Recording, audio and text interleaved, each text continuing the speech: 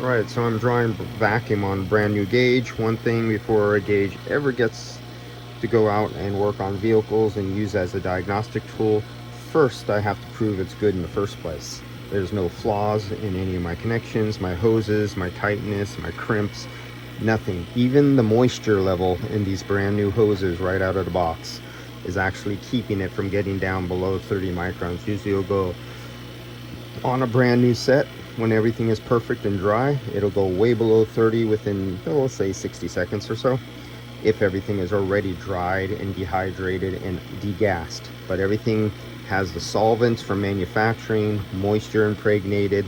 So I'm stalling out here at 180. It's only been on the vacuum pump for about 2 minutes now. Let's turn the vacuum off, close the vacuum.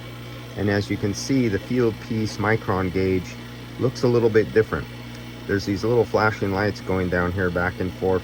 I don't know what they were or are for, what they mean. I have not read the instruction manuals on this. I just right away threw it on the vacuum pump.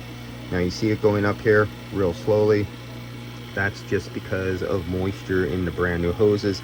Every line is open to the hoses right now, and it's a small quantity. The volume, the space measuring with a micron gauge is so small, even the slightest bit of outgassing will show and look and appear to be a leak when it's not a leak.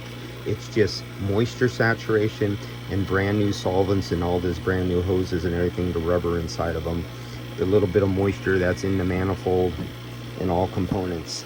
So I'll keep this up. This is going to go outside. I'm going to test this on a vehicle right now, but this is going to stay on a vacuum pump overnight, and then that'll let me determine and it's either a go or no go tomorrow after 12 hours, 24 hours of vacuum. And then I know I'm good enough. And then from here, it'll move on to my known good reference vacuum tank.